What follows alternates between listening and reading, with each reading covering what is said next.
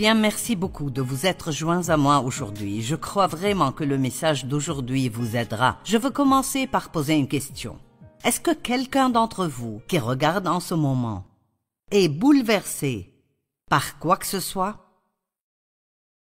Y a-t-il quelqu'un qui regarde aujourd'hui et qui a besoin de se calmer? Vous savez, j'aime le mot calme. Dire ce mot me fait me sentir mieux. Et donc aujourd'hui, je vais enseigner sur le fait de se calmer. Il y a une deuxième partie à ce message appelé « Réjouissez-vous ». Je n'en parlerai pas aujourd'hui, mais nous allons parler de cela pendant 2 jours au moins, et nous verrons jusqu'où nous irons. Vous savez, la paix est l'une des choses les plus merveilleuses au monde. Et vous pouvez avoir la paix, mais vous devez l'avoir exprès, parce que le diable essaie toujours de nous l'enlever. Je dis, il prépare des circonstances pour nous énerver. Il connaît nos points faibles et il essaye de s'assurer que nous les éprouvons suffisamment pour que nous finissions par être émotionnellement désemparés. J'ai trouvé quelques citations vraiment bonnes. Un par John Josiah Holland. Le calme est le berceau du pouvoir. Donc vraiment, plus vous restez calme, plus vous êtes puissant.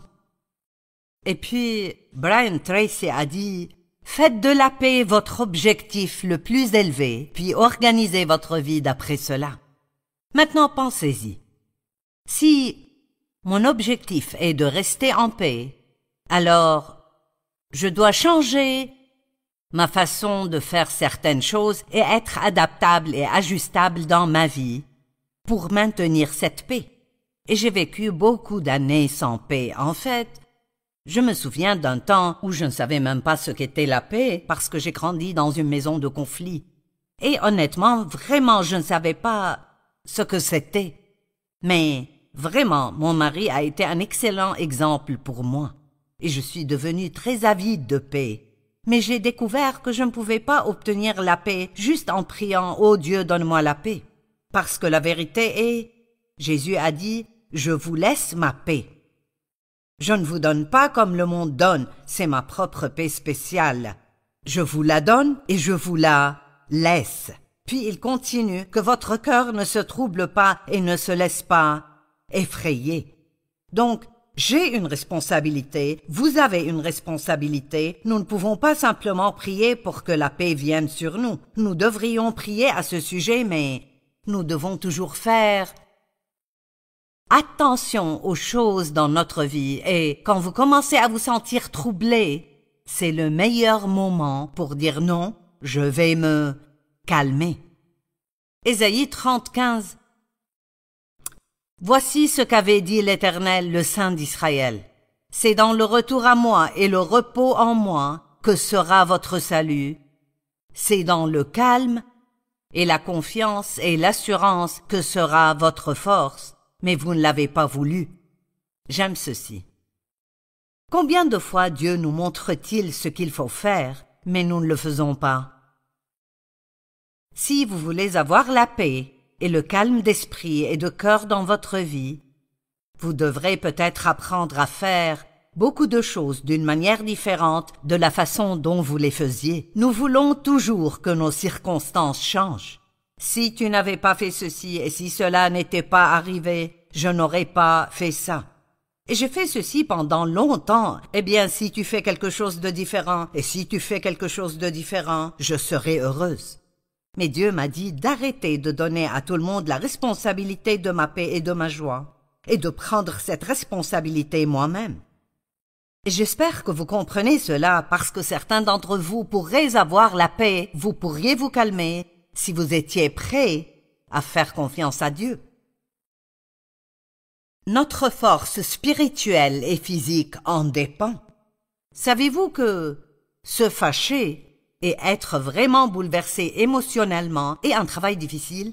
Cela vous épuiserait absolument. Et c'est beaucoup plus facile de ne pas s'énerver que de s'énerver et d'essayer de se calmer. Quand nous sommes contrariés, c'est le pire moment pour prendre des décisions. Nous disons des choses que nous ne devrions pas dire. Nous faisons des choses que nous ne devrions pas faire. Ce n'est pas le bon moment pour prendre des décisions. La Bible nous dit que nous ne devons pas être intimidés par quoi que ce soit, mais si nous restons calmes. Maintenant, écoutez, si nous restons calmes, c'est un signe pour le diable qu'il ne peut pas nous contrôler et qu'il perdra cette bataille. Et c'est un signe pour Dieu de venir nous délivrer. Écoutez l'Écriture, Philippiens 1, 28 et 29. Ne vous laissez jamais effrayer ou intimider en rien par les ennemis et les adversaires. Pour eux, cette détermination et ce courage seront un signe clair, une preuve et un sceau pour eux, vos ennemis, le diable, de leur perdition imminente. Vous voyez quand une personne a des circonstances qui devraient la contrarier et elle reste calme, c'est un signe pour le diable qu'il ne peut pas nous contrôler et qu'il perdra la bataille. Mais c'est pour vous un signe et une preuve sûre de délivrance et de salut, et cela vient de Dieu. J'aime ce passage. Restez calme. Calme. C'est un beau mot. Vous pouvez simplement fermer les yeux et dire « calme ». Et ça fait du bien. Verset 29. En effet, il vous a été fait la grâce, non seulement de croire en Christ, de vous appuyer sur lui et de vous confier à lui, mais encore de souffrir pour lui. Wow! Nous lisons souvent le verset 28 et nous ne pensons même pas au 29 parce que personne ne veut parler de cette souffrance. Mais parfois, pour rester calme, disons simplement, par exemple, peut-être que vous ne devez pas avoir le dernier mot dans une dispute, ou peut-être que vous devez laisser quelqu'un penser que vous avez tort alors que vous avez raison. Mais vous savez, si vous continuez à faire des allers-retours, cela provoquera une dispute, et donc vous feriez peut-être mieux de les laisser penser ce qu'ils veulent et de faire confiance à Dieu, que s'il faut qu'ils prouvent que vous avez raison, Dieu lui-même s'en chargera. Et ainsi vous pourrez rester calme, mais vous pourriez souffrir un peu pendant ce processus. Et quand je dis souffrir, je veux dire dans la chair. Votre chair a des sentiments, et si vous capitulez, votre chair souffre. Eh bien, pour de nombreuses années, si je n'obtenais pas ce que je voulais, je me fâchais, et je disais des choses que je n'aurais pas dû dire, ou j'agissais stupidement. Eh bien, maintenant je ne veux plus faire ça. Plus du tout, je préfère m'adapter à la situation plutôt que de m'énerver. Je m'engage à rester calme et paisible. Mais cela ne veut pas dire que ma chair aime cela. Parfois je souffre dans la chair pour faire ce que Dieu veut que je fasse. Lorsque nous avons un problème, nous nous dépêchons généralement pour agir. C'est comme s'il y avait un petit démon assis sur notre épaule et qui dit « Qu'est-ce que tu vas faire? Qu'est-ce que tu vas faire ?» Pourquoi pensons-nous toujours que nous devons faire quelque chose? Et oui, il y a des choses que nous devons faire. Dans Ephésiens 6, je crois que c'est 12 ou 13, il est écrit « Après avoir tout surmonté, après avoir bien lutté, tenez ferme ». Donc il y a des choses que Dieu veut que nous fassions, mais nous devons savoir ce que sont ces choses avant de commencer à faire un tas de choses. Vous pourriez faire quelque chose que quelqu'un d'autre fait et ça ne marche pas pour vous. Parce que nous avons besoin d'avoir la direction de Dieu et la seule façon de l'obtenir est de se calmer et d'être silencieux pour pouvoir ressentir à l'intérieur la direction que vous devez prendre. Le psaume 46, 11 dit « Arrêtez et sachez que je suis Dieu ». Qu'est-ce que cela signifie? Je pense que cela signifie que si nous attendons Dieu, et vous verrez dans une minute qu'attendre Dieu n'est pas comme quelque chose de passif.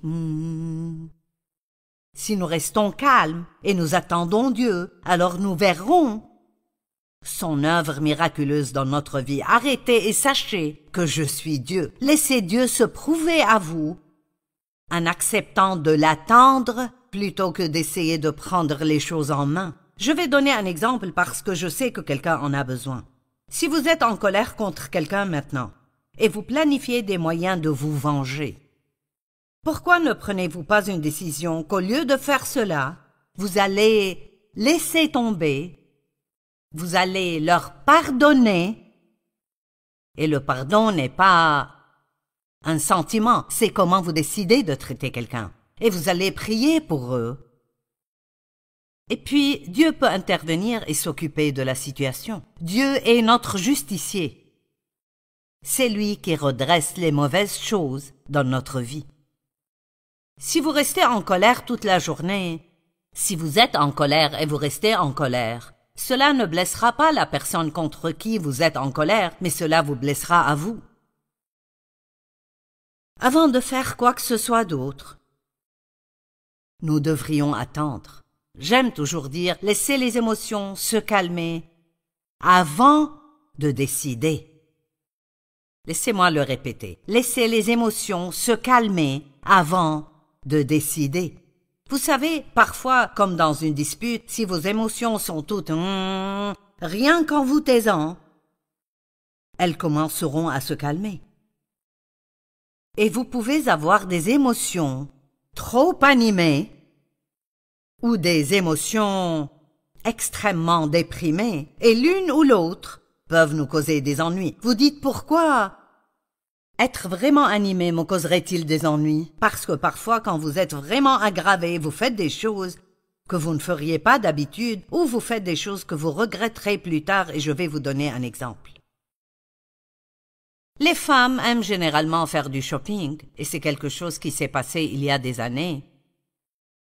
Mais j'avais économisé un peu d'argent. Ce n'était pas une somme énorme, mais j'avais économisé un peu d'argent.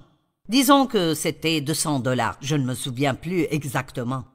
Et je voulais une nouvelle montre, mais j'aime les choses qui scintillent et brillent, et je ne porte même plus de montre maintenant. Mais à l'époque, nous n'avions pas tous les téléphones portables qui nous disaient quelle heure il est, donc je voulais une nouvelle montre, mais je voulais quelque chose de beau. Donc nous étions au mall, et nous sommes allés dans cette bijouterie, et ils avaient une belle montre avec beaucoup de strass dessus, et le vendeur m'a dit qu'elle était en rabais, mais je devais l'acheter aujourd'hui si je voulais profiter du rabais. Et donc, vous savez, cette pression de « prends-la maintenant, ou tu perdras l'occasion » fait partie de la tactique de l'ennemi pour nous amener à agir sans vraiment penser à ce que nous faisons. Mais j'avais appris certaines choses avant cela, comme je vous enseigne aujourd'hui sur l'importance de l'attente, parce que cela allait nécessiter tout l'argent que j'avais économisé. Et puis le vendeur m'a poussé encore un peu plus loin et a dit « Tu sais, si tu la prends aujourd'hui, je te donnerai une réduction supplémentaire. » Oh mon Dieu, mes émotions étaient juste ici. Je ne sais pas si vous l'avez remarqué, mais chaque fois que vous regardez un bijou dans l'écran à bijoux dans le magasin, il est toujours plus beau que lorsque vous le ramenez à la maison. Et j'ai finalement compris ce que c'était, c'est l'éclairage qu'ils avaient dessus à l'époque. Avant d'acheter quelque chose comme ça, sortez-le de l'étui et regardez-le sous un éclairage normal pour le voir tel qu'il est. De toute façon, j'apprenais des choses. Alors j'ai décidé de faire une petite promenade et d'y penser un peu. Donc, je marchais, vous savez, dans le centre commercial, et oh, surprise, j'ai vu un ensemble dans une vitrine que j'ai vraiment aimé. Je veux dire, il était petit à la taille, puis un peu plus ample en bas, et il était vraiment beau. J'ai donc décidé de l'essayer. C'était une erreur. Je l'ai essayé, et oh, ça m'allait si bien. Et Dave l'a aimé, et il a dit « Tu devrais l'acheter ». Eh bien, ça allait aussi me coûter tout mon argent, donc maintenant, j'avais un vrai problème. Je ne pouvais pas acheter la montre et l'ensemble, et je devais décider lequel prendre. Donc, encore une fois, j'ai dit, je vais faire un tour et je reviendrai si je le veux. Donc, j'ai fait une autre promenade pendant un petit moment. Et je sais que vous voulez savoir lequel j'ai acheté. Savez-vous ce qui s'est passé? J'ai pensé que, plus que je ne veux la montre, ou l'ensemble, je ne veux pas être fauché. Parce que j'aime avoir un peu d'argent pour que je puisse emmener quelqu'un à déjeuner ou que je puisse acheter un petit cadeau à quelqu'un. Et donc, j'ai décidé, je n'aurai ni l'un ni l'autre. Eh bien, au moment voulu, Dieu m'a donné les deux. Dave a en fait fini par m'acheter l'ensemble un peu plus tard. Et je ne me souviens pas comment j'ai eu une montre que j'ai aimée, mais je l'ai eue. Dieu m'a donné les deux parce que j'ai attendu et je n'ai pas agi émotionnellement. Donnez à Dieu l'occasion de vous guider. Prenez un peu de temps pour patienter. Dans l'Exode 14, 9 à 15, la Bible dit « Les Égyptiens les poursuivirent et tous les chevaux et les chars du Pharaon. Ses cavaliers et son armée les rattrapèrent alors qu'ils campaient près de la mer. » Maintenant, les Israélites suppliaient Dieu depuis longtemps de les faire sortir de l'Égypte où ils étaient esclaves. Et donc, finalement, Dieu a appelé Moïse pour les faire sortir. Mais la toute première chose qui se passe, quand ils sont emmenés dehors, c'est qu'ils se retrouvent dans une situation difficile. Ils ont été piégés à la mer Rouge et l'armée égyptienne était derrière eux. Donc, ils étaient définitivement entre le marteau et l'enclume. Il n'y avait pas de bonnes options et ainsi, les Israélites levèrent les yeux et virent que les Égyptiens étaient en marche derrière eux. Ils éprouvèrent une grande frayeur et crièrent à l'Éternel. Ils ont eu peur. Ils dirent à Moïse, et j'aime ça, c'est comme quand nous sommes désemparés, nous jetons la responsabilité sur les autres. Est-ce parce qu'il n'y avait pas de tombeau en Égypte que tu nous as emmenés dans le désert pour y mourir? Que nous as-tu fait en nous faisant sortir d'Égypte? Ce sont eux qui voulaient partir. Et maintenant, tout d'un coup, tout est la faute de Moïse. N'est-ce pas précisément ce que nous te disions en Égypte? Laisse-nous servir les Égyptiens, car nous préférons être esclaves des Égyptiens plutôt que de mourir dans le désert. Et s'ils avaient jamais dit cela à Moïse, ce n'était plus le cas parce qu'ils voulaient définitivement partir au moment où ils sont partis. Moïse répondit au peuple, « N'ayez pas peur, restez en place. » Et je vais changer cela. « N'ayez pas peur, calmez-vous. » Puis-je vous dire ceci maintenant? N'ayez pas peur, calmez-vous. Dieu vous aime. Il a un plan pour votre délivrance. Il a un moment pour votre délivrance. Et Dieu prendra soin de vous si vous lui faites confiance pour le faire. S'il vous montre quelque chose à faire, faites-le. Mais ne vous contentez pas de commencer à faire un tas de choses et à dire un tas de choses juste en étant contrarié. N'ayez pas peur, restez en place ou calmez-vous et regardez la délivrance que l'Éternel va vous accorder aujourd'hui. Les Égyptiens que vous voyez aujourd'hui, vous ne les verrez plus jamais. C'est l'Éternel qui combattra pour vous. Quant à vous, gardez le silence. Wow! Peut-être que vous avez allumé votre télé aujourd'hui juste pour m'entendre dire « Calmez-vous, attendez et gardez le silence et laissez Dieu apporter votre délivrance. » Je sais dans mon cœur que vous êtes des milliers à regarder, vous avez besoin de cette parole pour aujourd'hui. Calmez-vous, soyez tranquille, attendez Dieu et il apportera votre délivrance de la bonne manière au bon moment. Le Seigneur se battra pour vous, et tout ce que vous avez à faire, c'est de vous taire. L'Éternel dit à Moïse, « Pourquoi ces cris? Dis aux Israélites de se remettre en marche. » Souvent, lorsque nous avons des problèmes, nous avons tellement peur que nous sommes juste figés et nous ne faisons rien. Et je veux vous encourager, peu importe la taille du problème que vous avez en ce moment, si vous voulez faire quelque chose, continuez à faire ce que vous savez être juste. Continuez à étudier la parole. Continuez à aider les autres. Continuez à aller à l'église. Tenez vos engagements. Ne vous contentez pas d'être déprimé et de vous apitoyer sur vous-même et de vous asseoir quelque part à penser à votre problème et y penser et d'en parler et d'en parler. Quand vous avez un problème, plus vous y pensez et vous en parlez, plus vous êtes contrarié. Presque tout le monde peut être abattu s'il reste assis et pense à ses problèmes. Parce que là, nous disons de mauvaises choses. Nous faisons de mauvaises choses. Disons simplement que bouger et agir émotionnellement, jamais, mettez toutes les lettres en majuscule en jamais, ne résout notre problème. Qu'est-ce que cela signifie d'attendre Dieu? C'était une révélation pour moi quand j'ai étudié un peu plus profondément. Attendre Dieu ne veut pas dire rester à ne rien faire. Ça signifie attendre, rechercher et désirer la faveur de Dieu, sa réponse et sa puissance. Par exemple, avoir de l'espérance signifie que vous vous attendez à ce que Dieu se présente à tout moment et fasse ce qui doit être fait dans votre vie. Attendre Dieu n'est pas passif.